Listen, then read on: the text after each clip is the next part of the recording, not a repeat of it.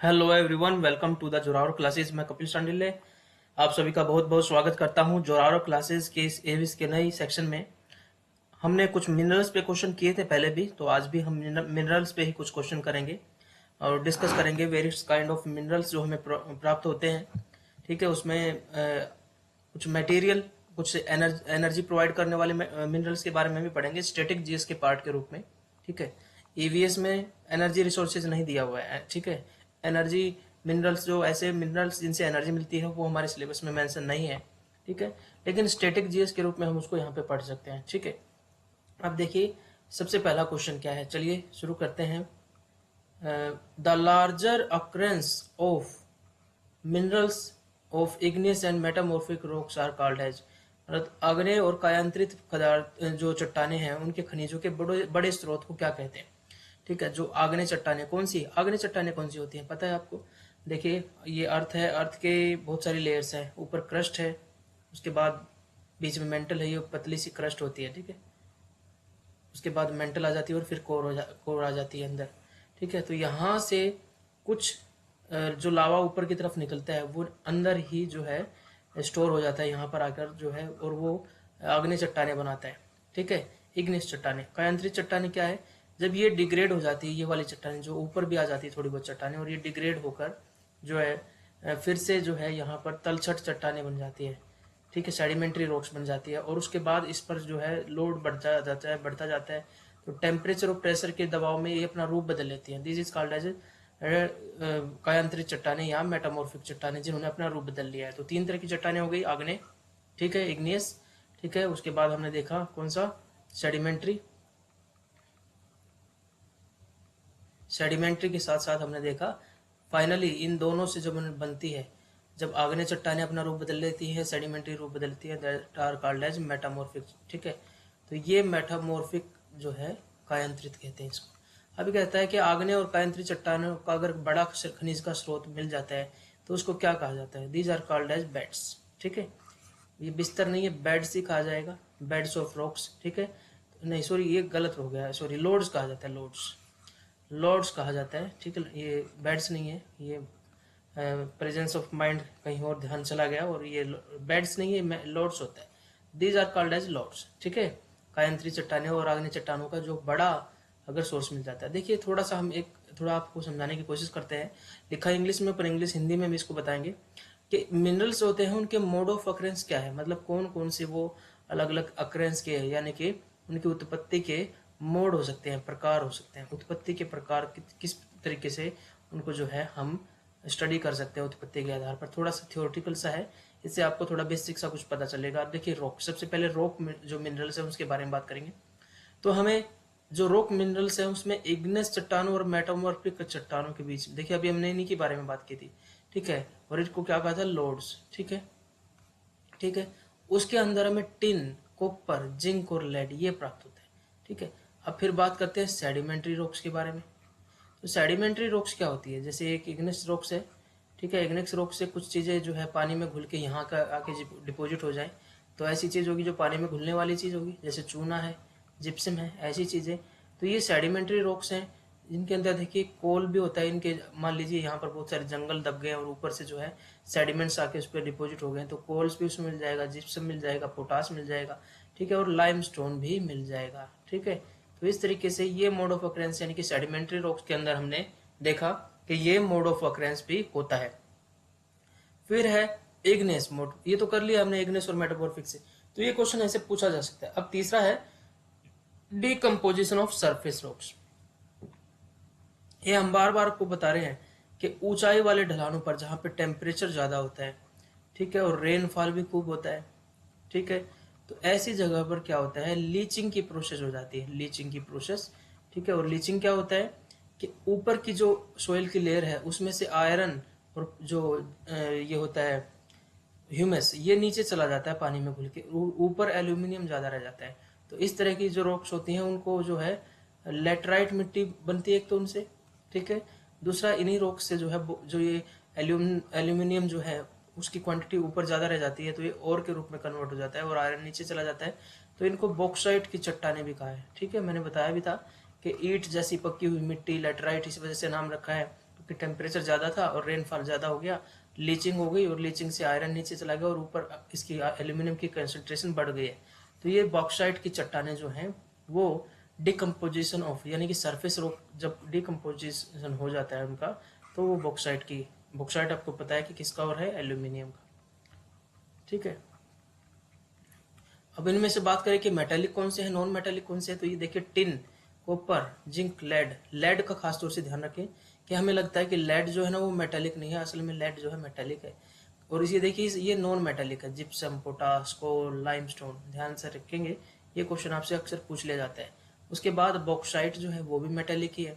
अब बात करते हैं ऐसे डिपॉजिट जो कि एल्यूवियल है। देखिए ये तो है रॉक्स में पाए जाने वाले। अब है एल्यूवियल डिपॉजिट्स, ऐसे डिपॉजिट्स जो कि मिट्टी अपने साथ जो है, पानी जो है अपने साथ मिट्टी बहा के लेके आया और उसके अंदर होते हैं। ठीक है, अब ये है देखिए gold, very precious metal, silver भी also a very precious metal, tin is also included in it, and platinum. तो आप देखते हैं कि गोल्डन सिल्वर जुबली होती है, एक तो आप मनाते हैं, फिर गोल्डन जुबली आती है, तो यानी कि आप जो है आपकी एज बढ़ती जा रही है 25। तो इसी तरीके से इसके नाम भी इस तरीके से रखा है, और फिर प्लेटिनम जुबली हो जाती है यानी कि 75। ठीक है, तो अब 75 जो है अगर वो मनाते हैं सालगिरह, 75 ईयर हो चुके हैं, तो इसको प्लेटिनम कहते हैं। तो अब देखिए नीचे की तरफ बढ़ेंगे तो इनकी वैल्यू भी जो बढ़ेगी, तो मतलब कौन सा किससे महंगा है आप इससे आइडिया लगा सकते हैं। तो ये प्लेटिनम जो है और भी सबसे ज़्यादा महंगी धातु हो जाती है। अब ओशियन से हमें कौन से मिलते हैं, ठीक है, ओशियन से भी हमें बड़े मिनरल्स मिलते हैं, ध्यान रखना। सबसे पहले तो साल्ट है, ठीक है, NaCl जो कॉमन साल्ट आप टेबल में यूज करते हैं, टेबल साल्ट जिसको कहते हैं, तो वो हो गया NaCl। उसके बाद एक बहुत इंपॉर्टेंट है, ये बार बार क्वेश्चन पूछा जाता है, मैग्नीशियम का मैक्सिमम सोर्स हमें ओशियन से ही मिलता है। ठीक है, मैग्नीशियम के नोड्यूल्स होते हैं जो कि ओशियन का जो सरफेस होता है, जो जैसे यहाँ समुद्र है और नीचे ये सरफेस है, ठीक है, यहाँ पर छोटे छोटे मैग्नीशियम के नोड्यूल बहुत सारे पाए जाते हैं। ठीक है, तो इसी वजह से जो है आप देखते हैं कि 200 नॉटिकल माइल्स तक जो है, जिस देश का जो है कोस्ट, जैसे इंडिया है, इसके कोस्ट से 200 नॉटिकल माइल्स तक जो है इंडिया इसको जो है यूज कर सकता है, पूरे एरिया में मैग्नीज के नोड्यूल्स निकाल सकता है यहाँ से। इसका ये एक्सक्लूसिव राइट है, कोई इसको टोकेगा नहीं। मतलब अपनी जो टेरिटोरियल बाउंड्री है उससे 200 नॉटिकल माइल्स तक दूर तक जो है ये एक्सक्लूसिव इकोनॉमिक जोन हो जाती है, जो कि इंडिया अपने लिए यूज कर सकता है। ठीक है, और वो मैग्नीशियम के नोडुल इससे निकालता है, साल्ट भी हम इससे प्राप्त करते हैं।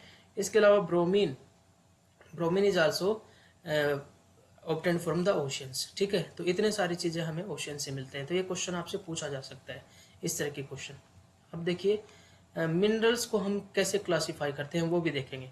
तो मिनरल्स को देखिए, एक तो मेटेलिक मिनरल्स होते हैं, एक नॉन मेटेलिक मिनरल्स होते हैं, और जो एनर्जी मिनरल्स है ना, ये हमारे केवीएस के सिलेबस में नहीं मेंशन है, तो हमारे में मेटल और नॉन मेटल ही दिया हुआ है। लेकिन फिर भी हम स्टैटिक जीएस के रूप में इसको पढ़ रहे हैं।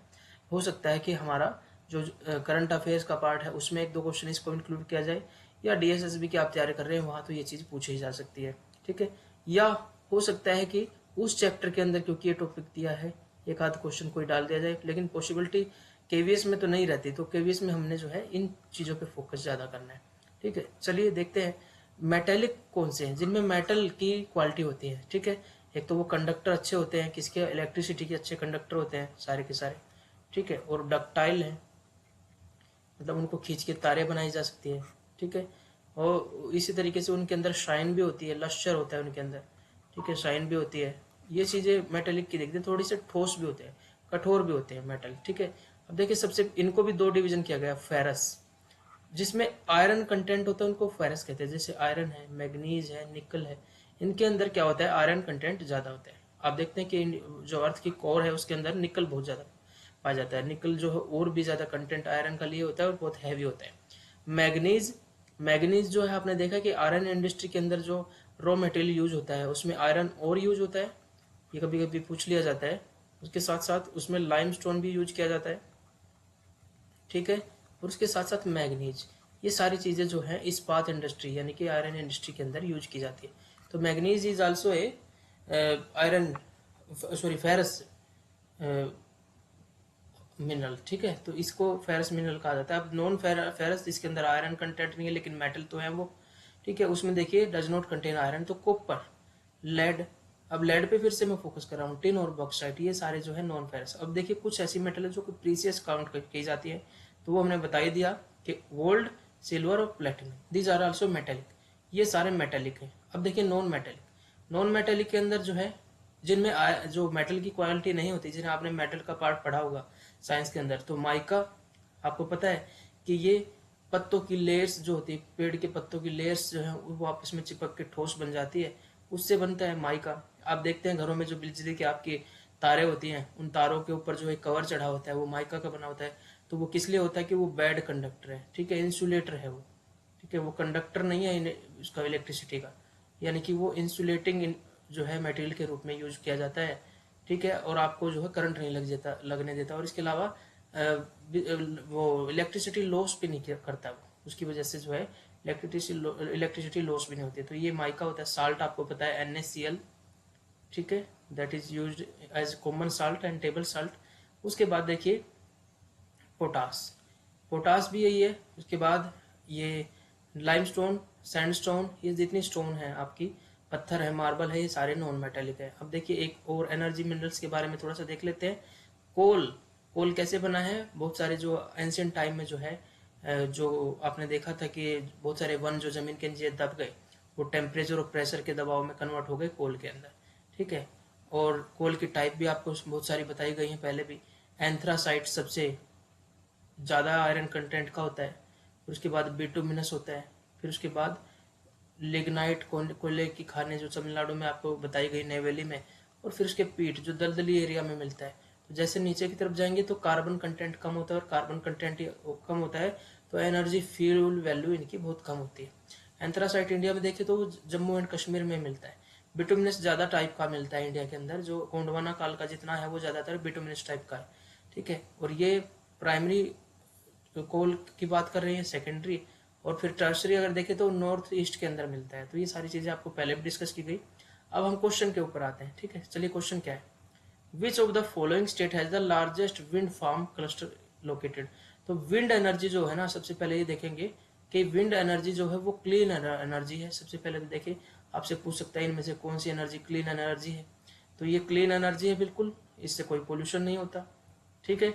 उसके साथ साथ जो विंड एनर्जी है वो रीन्यूएबल सोर्स के अंदर आता है। रीन्यूएबल सोर्स यानी कि विंड हमेशा बहती रहती है, ठीक है, तो ये हमेशा रिन्यू किए जा सकते हैं, ठीक है। तो विंड एनर्जी के क्लस्टर का सबसे बड़ा फॉर्म जो है पवन फॉर्म क्लस्टर, सबसे बड़ा पूरे देश के अंदर किस राज्य के अंदर है, बहुत इंपॉर्टेंट है। देखिए जितने भी राज्य दिए गए हैं वो राज्य जो है उनके अंदर पोटेंशियल है किस चीज का, विंड एनर्जी के क्षेत्र में, ठीक है। पोटेंशियल तो है क्योंकि गुजरात में देखिए कच्छ का रण है, समुद्र का तट है, तो हवाएं चलती रहती हैं रेगुलर। केरला भी जो देखे तो ओशियन कोस्ट पे डिपोजिट जो है, यहाँ पे भी पोटेंशियल है। और राजस्थान में भी जो है आप देखते हैं कि बहुत सारा डेजर्ट का एरिया है, that is also have lot of potential to harness the wind energy. अब देखिए बात करते हैं तमिलनाडु की, दिस इज आल्सो एक coastal state. So coastal state में भी जो यहाँ पर भी बहुत पोटेंशियल है, लेकिन हमसे पूछा है कि सबसे बड़ा पवन फार्म क्लस्टर, तो सारों में तो हम विंड एनर्जी को यूटिलाइज कर रहे हैं, लेकिन सबसे बड़ा जो पवन फार्म क्लस्टर जो है वो तमिलनाडु के अंदर पाया जाता है, ठीक है। तो ये हमारा सही आंसर हो जाएगा। नेक्स्ट क्वेश्चन पे चलते हैं, विच of the following is the oldest oil producing state of India. तो भारत का कौन सा वो स्टेट है जो ओल्डेस्ट ऑयल प्रोड्यूसिंग है। तो वैसे तो इंडिया में बहुत सारी जगह पर ऑयल्स जो है वो अब निकाला जा रहा है। बॉम्बे हाई आपने देखा था, महाराष्ट्र के कोस्ट पे आपने देखा है, शिवा क्रेटर जो था उसके पास से बॉम्बे हाई से जो है बहुत सारा ऑयल जो है, पेट्रोलियम जो है वो निकाला जा रहा है। गुजरात के कोस्ट से भी आपने देखा है कि बहुत सारा ऐसा पेट्रोलियम निकाला जा रहा है, और फिर आसाम से भी ऐसे आपने देखा होगा।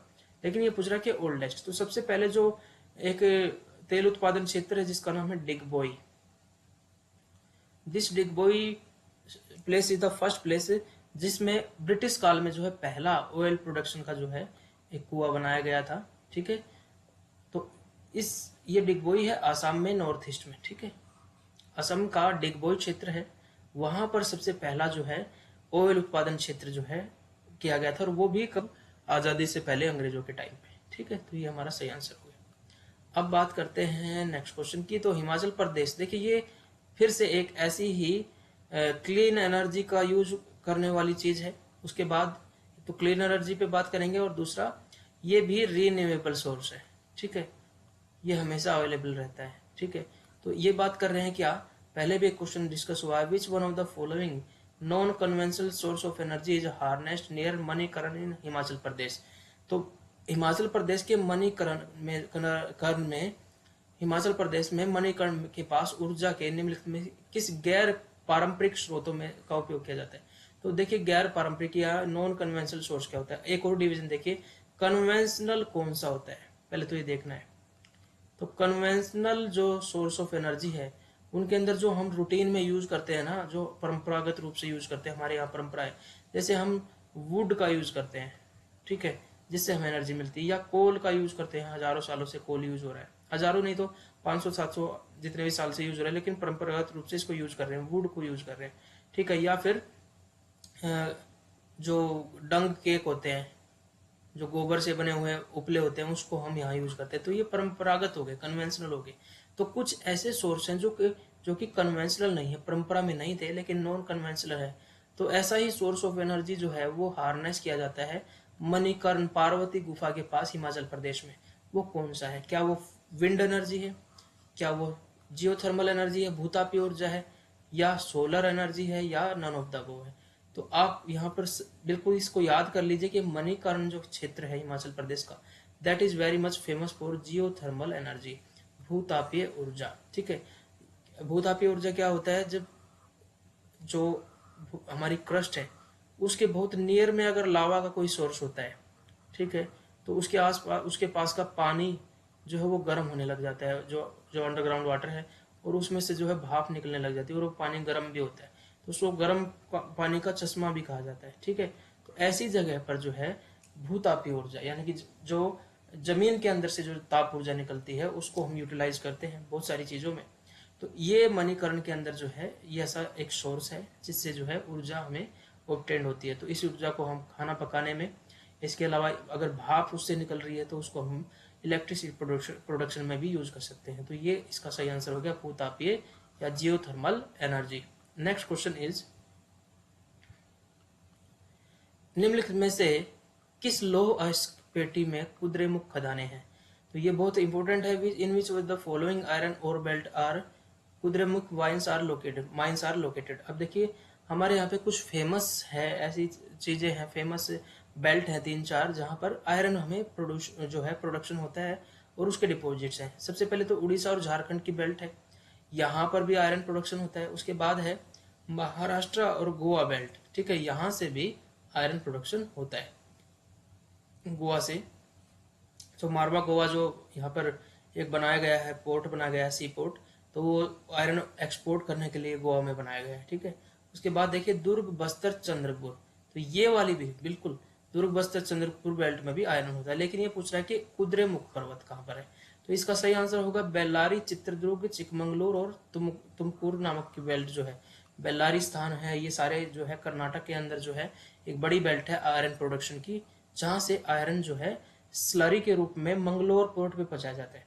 स्लरी क्या होता है, अगर आयरन को पूरा बोले तो बिल्कुल अच्छे से उसको जो है आयरन रोड्स बना के या इस्पात में कन्वर्ट करके अगर पहुंचाया जाए, तो वो यहाँ से क्या किया गया है, यहाँ से एक पाइपलाइन ट्रांसपोर्ट के थ्रू आयरन की स्लरी जो है वो पोर्ट के पास मंगलोर पोर्ट जो है, जो कि कर्नाटक में है, बंगलोर नहीं कह रहा, मंगलोर कह रहा हूँ मैं, ठीक है, मंगलोर पोर्ट है जो कि कर्नाटक के अंदर, यहाँ स्लरी यानी कि लिक्विड रूप में जो है आयरन को भेजा जाता है। क्योंकि पाइपलाइन एक देखिए, मान लीजिए यहाँ पर वो खदान है, ठीक है, और यहाँ से ये कोस्ट है, तो यहाँ से एक पाइप बिछा के लेके गई तो अपने आप ही ढाल है, तो नेचुरल रूप से उस पाइप से चीजें यहाँ पहुंच जाती है, तो ट्रांसपोर्टेशन का खर्च बच जाता है। तो इंडस्ट्रीज जो है यहाँ पर उसको आयरन में कन्वर्ट करती है, क्योंकि यहाँ से यहाँ तक का ट्रांसपोर्ट का खर्चा बिल्कुल घट जाता है। तो पाइपलाइन के थ्रू जो है ये मंगलोर पोर्ट पे भेजा जाता है, ठीक है। और ये कुद्रेमुख पर्वत, इसका मतलब क्या है, ये है घोड़े के मुख जैसा पर्वत, ऐसा पर्वत जिसे का मुख जो है घोड़े का मुख उसके जैसा दिखाई देता है। तो कुद्रेमुख पर्वत is very famous for iron production that is present in the Bellary, Chitradurga, Chikmagalur and Tumkur belt, और ये कर्नाटक का रीजन है खासतौर से, ठीक है। तो ये हमारा सही आंसर हो गया। अब है next question, which one of the following state is the largest producer of copper in India. इनमें से कौन सा राज्य भारत में तांबे का सबसे बड़ा उत्पादक है? ठीक है, अगर एंशियंट टाइम में देखें तो राजस्थान बहुत फेमस रहा है किसके लिए? कॉपर प्रोडक्शन के लिए। तो राजस्थान में एक माइन है जिसका नाम है खेतड़ी, खेतड़ी भी कह देते हैं, that is famous for copper production since Harappa time. Harappa के टाइम पे खेतड़ी से जो है कॉपर लेके जाया जाता था। लेकिन अब ये पूछ रहा है कि तांबे का सबसे बड़ा उत्पादक राज्य कौन सा है? तो सबसे बड़ा उत्पादक तांबे का राज्य क्या उड़ीसा है, या कर्नाटका है, या मध्य प्रदेश है, या फिर गुजरात है? तो 4 option are given to us and the right answer is, what is the right answer? You can say it is the Madhya Pradesh is the right answer. That is the largest producing copper producing state of India. Next question है कि which of the following is largely derived from the ocean water? बहुत important है।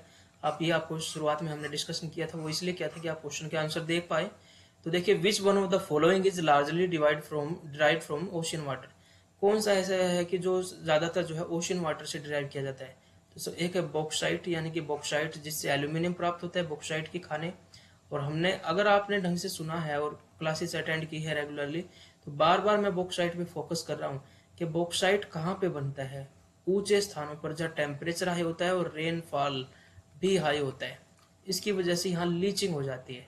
ठीक है, तो इसका मतलब ये ओशियन से तो नहीं मिल रहा है, तो ये तो वैसे ही कट गया। उसके बाद हमने बताया कि एल्यूमिनियम का और है, और साथ ही साथ ये बताया कि एल्यूमिनियम प्रोडक्शन इंडस्ट्री की खास दिक्कत ये है कि इसको इलेक्ट्रिसिटी बहुत चाहिए, इस इंडस्ट्री को एल्यूमिनियम प्रोड्यूस करने में। ठीक है, ये अल्टरनेटिव यूज होता है, आयरन की जगह काफी मजबूत है, जंग भी नहीं लगता इतनी जल्दी एल्यूमिनियम पे। अब देखिए magnesium, this is the right answer. हमने आपको बताया था कि मैग्नीशियम जो है सी बेड जो होता है, सी का जो तल होता है, समुद्र का जो तल होता है, वहां पर मैग्नीशियम के नोड्यूल मिलते हैं, और ज़्यादा प्रोडक्शन जो है मैग्नीज का यहीं से होता है। और हमने बात की थी कि इंडिया का जो हर एक देश का जो उसकी जो कोस्टल लाइन है उससे 200 नॉटिकल माइल्स तक जो है एक्सक्लूसिव इकोनॉमिक जोन होती है, जिसमें वो मैग्नीज या कोई भी रिसोर्सेज जो है वो प्रोड्यूस कर सकता है। ऑयल सोर्सेज है, अगर वहां पर ऑयल प्रोड्यूस कर सकता है। इसके अलावा अगर उसमें जो है मछली उत्पादन है उस पर फोकस कर सकता है। तो ये 200 नॉटिकल माइल्स तक का जो है एरिया है उसको, देखिए समुद्र की दूरी नॉटिकल माइल्स में मापी जाती है, किलोमीटर में नहीं मापी जाती। ठीक है, तो इसलिए मैं नॉटिकल माइल बार बार कह रहा हूँ। अब है यहाँ पर मैग्नीशियम हमारा सही आंसर है। माइका तो आपको हमने बताया है कि भारत में mica, India is the largest producer of mica.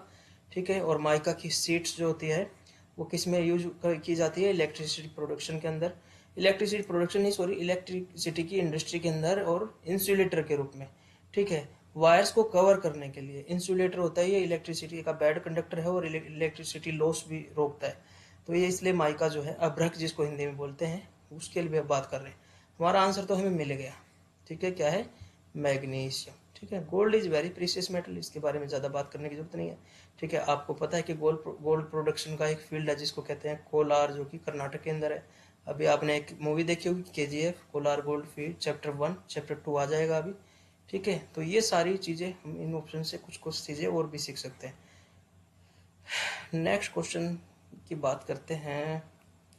The highest quality of hard coal is, देखिए कोल की सबसे बढ़िया क्वालिटी, उच्चतम गुणवत्ता वाला कोल कौन सा है? ठीक है, तो आप सबको हमने कोल के बारे में बताया है कि कोल जो है 4 तरह का होता है, और इन्होंने ऑप्शन में वो सारा लिख दिया है। लिग्नाइट कोयले की खाने, बिटुमिनस, पीट और एंथ्रासाइट। तो the highest quality of coal, ये हमने डिस्कशन में अभी आपको बताया भी था थ्योरी पार्ट में। तो anthracite is the highest quality of coal that is having maximum carbon content, और कार्बन कंटेंट ज्यादा होगा तो उतना ही वो बर्न करके ज्यादा एनर्जी देगा। और एंथ्रासाइट कोल जो है जम्मू कश्मीर में पाया जाता है। ठीक है, दूसरे नंबर पे सबसे ज्यादा अगर हमसे पूछा जाए भारत में कौन से जो है कोल सबसे ज्यादा पाया जाता है, तो वो बिटुमिनस है भारत में। ठीक है, लेकिन क्वालिटी में ये दूसरे नंबर पे है, ये थोड़ा सा भूरे रंग का होता है। लिग्नाइट कोयले की खाने तमिलनाडु में है, और लिग्नाइट पावर प्लांट भी वहां पर, ताप विद्युत संयंत्र वहां पर है। उसके बाद पीट दलदली एरिया में पाया जाता है, और सबसे कम अमाउंट में कार्बन भी इसी के अंदर होता है। ये मुझे लगता है दूसरी बार रिवाइज हो गया। आप देखिए कोयले के किस रूप में कम कार्बन और उच्च नमी सामग्री और कम ताप क्षमता होती है? देखिए, which form the coal has the low carbon, पहली बात तो ये। हाई मॉइस्चर कंटेंट यानी कि दलदली की बात होगी, और low heating capacity, low heating capacity क्योंकि कार्बन ही कम है। तो हमने सीधा सा बताया पीट जो kind of coal is found in is marshy areas, in दलदली एरिया में पाया जाता है। तो इस वजह से, और इसमें कार्बन कंटेंट सबसे कम होता है। सबसे अच्छा कार्बन कंटेंट मैं फिर से बता देता हूँ एंथ्रासाइट के अंदर होता है, 70% से ज्यादा कार्बन कंटेंट उसमें हो जाता है। दूसरे नंबर पर होता है बिटुमिनस में, और तीसरे पे लिग्नाइट में, और चौथे नंबर पर पीट में। सबसे खराब क्वालिटी का कोल अगर देखें तो वो पीट टाइप होता है। ठीक है, भारत में सबसे ज्यादा अमाउंट में पाया जाता है बिटुमिनस, ये गोंडवाना काल का है, खासतौर से दामोदर घाटी एरिया में ही पाया जाता है। ठीक है, नेक्स्ट क्वेश्चन इज कौन सा कारक है। देखिए क्या है, शुगर इंडस्ट्रीज जो है, एक इंडस्ट्री से क्वेश्चन ऐसा बन सकता है। हमने वैसे तो शुगर कंटेंट के बारे में देख लिया कि उत्तर प्रदेश जो है वो सबसे ज्यादा जो है शुगर प्रोडक्शन, सॉरी गन्ना प्रोडक्शन के अंदर जो है सबसे ज्यादा जो होता है शुगर केन प्रोडक्शन जो है सबसे ज्यादा उत्तर प्रदेश के अंदर होता है। लेकिन एक ट्रेंड देखने में आ रहा है कि बहुत सारी शुगर इंडस्ट्रीज जो है ना वो शिफ्ट हो रही है कहाँ पर। Which one of the following factor is responsible for sugar mill to shift and concentrate in southern and western state of the India. Southern state में, दक्षिण में और पश्चिमी स्टेट्स के अंदर जो है बहुत सारी चीनी मिलें जो है शिफ्ट हो रही है। आपने देखा है कि महाराष्ट्र के अंदर जो है चीनी मिल्स का कितना ज्यादा शे हो गया है एग्रीकल्चर के अंदर। ठीक है, बड़े बड़े जो नेता हैं वो भी शुगर मिल में सोसाइटी बना रहे हैं। ठीक है, शरद पवार और बहुत सारे लोगों ने, सब ने जो सोसाइटीज में बड़ा बड़ा शेयर बनाया हुआ है। तो वहां पर जो मिल्स ये बनी हुई हैं, ऐसा क्यों है कि वहां पर इतनी सारी मिल्स एस्टेब्लिश हो गई हैं। ठीक है, ये क्वेश्चन ऐसा है, ये यूपीएससी में भी पूछा गया था, लेकिन ये आपके एनसीईआरटी में भी मेंशन किया हुआ है। तो देखिए शुगर केन जो है वो एक बल्कि रॉ मटेरियल है, क्या इस वजह से शिफ्ट हो गई है? तो इससे क्या फर्क पड़ता है, बल्कि रॉ मटेरियल तो वो यूपी में भी है, महाराष्ट्र में भी है, उसके उसके ट्रांसपोर्ट में तो खर्चा तो उधर भी आना है। Sucrose content reduce the with distance, जैसे जैसे डिस्टेंस में शुगर कंटेंट होता है वो कम होती जाती है। The cane produced has higher sucrose content. तो अभी एक सही आंसर इसका यही है कि जो यहाँ पर शुगर केन प्रोड्यूस होता है उसके अंदर सुक्रोज का कंटेंट बहुत ज्यादा है। इस यहाँ के जो गन्ना है उसके अंदर वो बहुत ज्यादा मीठा है, उसके अंदर जो सुक्रोज का कंटेंट जो है वो भाई बहुत ज्यादा है। इस वजह से बहुत सारी चीनी मिलें जो हैं वो साउदर्न इंडिया और वेस्टर्न स्टेट्स में जो है इंडिया के में वो शिफ्ट हो रही हैं। ये हमारा सही आंसर है। ये एनसीईआरटी से बिल्कुल प्योर एनसीईआरटी का क्वेश्चन इन्होंने ड्राइव किया हुआ है। अब बात करते हैं, विच one of the following mineral is not obtain from the veins and the loads. ठीक है, कौन सा ऐसा मिनरल्स है जो कि नहीं ऑब्टेन किया जाता किससे, वेन्स एंड लोड्स से। तो वेन्स एंड लोड्स क्या होता है, ये वो एरिया होता है जहां पर जो है ना जैसे ये अर्थ का क्रस्ट है। ठीक है, और नीचे से लावा जो आ रहा था। ठीक है, कुछ टाइम ऐसा होता है कि लावा बहुत तेजी से फ्लो करता है जब नीचे जो कोर के अंदर जो न्यूक्लियर रिएक्शन जो होती है ना, न्यूक्लियर पावर प्रोडक्शन जो है अंदर अंदर वो ज्यादा हैवी हो जा ज्यादा तेज हो जाती है, तो ये लावा ऊपर की तरफ आ जाता है और सरफेस पे भी निकल आता है। लेकिन फिर ये जो है जैसे जैसे ये अर्थ के अंदर साइकिल जो है ये वेनिंग स्टेज में चली जाती है, कमजोर हो जाती है न्यूक्लियर जो रिएक्शंस की साइकिल, तो ये ठंडा हो जाता है और लावा ऊपर नहीं आता। तो ये जो बन जाती है इसको कहते हैं वेन्स एंड लोड्स। तो इनके अंदर जो है ना ज्यादातर मेटेलिक चीजें मिलती हैं। ठीक है, वेन्स एंड लोड्स के अंदर टिन, जिंक, लेड ये सारे के सारे मेटेलिक हैं। तो ये जिप्सम ही एक ऐसा है जो कि सेडिमेंट्री रॉक्स के अंदर मिलता है, क्योंकि जिप्सम पानी में घुल जाता है और रॉक्स से घुल के वो एक तरफ जाके डिपोजिट हो जाता है। जिप्सम आपको पता है कि सीमेंट इंडस्ट्री में और केमिकल फर्टिलाइजर में भी यूज किया जाता है। ठीक है, तो ये एक अकेला है इन तीनों चारों में से जो कि वेन्स एंड लोड्स में नहीं मिलता है। ठीक है, अब बात करते हैं नेक्स्ट क्वेश्चन की, which one of the following non conventional source of energy is harnessed in the Parvati valley near Manikarn in Himachal Pradesh. तो यहाँ पर फिर से ये क्वेश्चन को दिया गया है। तो बहुत सारे सोर्सेज हमारे जियोथर्मल के नहीं है, बहुत ज्यादा नहीं है हमारे पास, इसलिए एक ही क्वेश्चन जो है और या बदल बदल के इस क्वेश्चन को घुमाया गया। कौन सा वो नॉन कन्वेंशनल है, मतलब ऐसा सोर्स जो कि कन्वेंशनल पारंपरिक तरीके से हम उसको यूज नहीं करते, हर घर में ये यूज नहीं होता। ठीक है, तो नॉन कन्वेंशनल सोर्स है जिसको जो है पार्वती वैली मणिकर्ण के पास हिमाचल प्रदेश में हार्नेस किया जाता है, उपयोग किया जाता है। तो देखिए ज्वारीय ऊर्जा तो ऑप्शन वैसे ही कट जाएगा, क्योंकि हिमाचल प्रदेश में कहाँ का ज्वार भाटा आएगा, समुद्र ही नहीं है।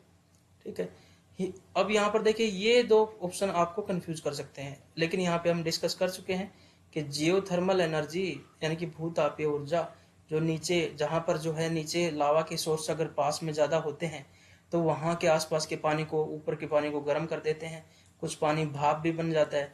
तो इस तरीके से जो है वो भाप को यूटिलाइज करना और उस गर्म पानी को यूज करना भूमि की ऊर्जा ताप से, उस ऊर्जा को भूतापीय ऊर्जा कहते हैं, जो कि हिमाचल प्रदेश के अंदर। तो ये हमारा क्वेश्चन, हमारा आंसर हो गया इसका बी।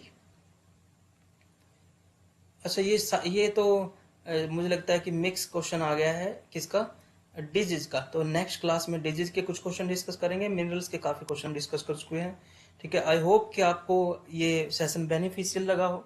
ठीक है, आप अपने कमेंट, अपने व्यूज, जो भी आपको जैसा ये लगा वो बता सकते हैं, और कुछ चेंज चाहते हैं, कुछ आपको लगता है ये चीज़ करवानी चाहिए, ज़रूर हमें बताइए। कोशिश यही रहती है कि जो बच्चे चाहते हैं, डिमांड करते हैं, किसी चीज़ में प्रॉब्लम है, उसको ज़रूर जो है एड्रेस किया जाए और आपकी जो है तैयारी में कुछ कंट्रीब्यूट किया जाए। तो आपकी तैयारी अच्छे से चल रही है मुझे लगता है। अगर आप रेगुलर पढ़ रहे हैं, ठीक है, तो कंटिन्यूटी बना के रखिए, अपनी एनर्जी बना के रखिए, अपने अंदर जो शक्ति है उसको पहचान के रखिए, अपने अंदर के हनुमान को जगा के रखिए। अपनी शक्ति नहीं भूलनी है। ठीक है, आप कुछ भी कर सकते हैं इस एनर्जी, इस टाइम में सब मैक्सिमम एनर्जी आपकी बॉडी के अंदर इसी यंग एज में होती है। उसके बाद 30 के बाद आप थकने लग जाएंगे, 30-35 तक पहुंचेंगे, तब 35 तक खासतौर से 35 के बाद आप थक जाएंगे। लेकिन 20 से 35 का एरिया जो आपका है वो आपका मैक्सिमम एनर्जी प्रोड्यूसिंग एरिया है। आप भी तो एनर्जी का सोर्स है, मतलब आपके अंदर एनर्जी कूट कूट के भरी हुई है। बस अपने आप को थका हुआ महसूस करना, पानी ज़्यादा पीजिए, आपकी एनर्जी बने रखेगी। फल ज़्यादा खाइए, जूस पीजिए, ठीक है, सलाद खाइए, वैरायटी ऑफ थिंग खाइए। ठीक है, एक तरह का खाना मत खाइए, तो उससे आपकी एनर्जी बढ़ती है, मेटाबॉलिज्म बॉडी का बढ़ता है। तो आप सबको जो है एनर्जेटिक फील करेंगे तो पढ़ने का भी मन करेंगे। सबसे ज़रूरी है कि आप व्यायाम जरूर कीजिए। व्यायाम करेंगे तो एक साउंड बॉडी के अंदर अंदर एक साउंड माइंड रहेगा। ठीक है, कई बार लगता है कि व्यायाम करने से थक जाएंगे, नहीं, ऐसा कुछ नहीं है। आप जो है आधा घंटा 30 मिनट निकालिए और उसमें जो है पूरी बॉडी को इंक्लूड करते हुए जो है हाथों की, पैरों की, पेट की, थाइज, सब मसल्स की एक्सरसाइज थोड़ी थोड़ी 5-5, 10-10 मिनट, 5-5 मिनट जरूर कीजिए। ठीक है, तो आपको उससे बॉडी आपकी स्वस्थ रहेगी। ठीक है, आपको कॉन्फिडेंस भी फील होता है जब एक्सरसाइज करते हैं। ठीक है, वजन कम हो ज़्यादा हो उससे फर्क नहीं पड़ता, लेकिन आप रेगुलर एक्सरसाइज करें तो आपको बड़ा कॉन्फिडेंस सा फील होता है। वो कॉन्फिडेंस आपको हेल्प करता है हर चीज़ में। ठीक है, तो अपने आप ध्यान रखिए। अब मिलते हैं नई वीडियो के साथ, और नई वीडियो में कोशिश करेंगे कि कुछ नए कंटेंट ऐसे निकाले जाए। डिजीज से रिलेटेड तो है ही, उसके बाद जो है ट्रांसपोर्ट कम्युनिकेशन पे बात करेंगे, और आपको जो है उससे रिलेटेड कुछ क्वेश्चन डिस्कस करेंगे। चलिए, मिलते हैं नए वीडियो के साथ। तब तक के लिए अपना ध्यान रखिए, खुश रहिए, खूब मेहनत कीजिए। जय हिंद, जय भारत।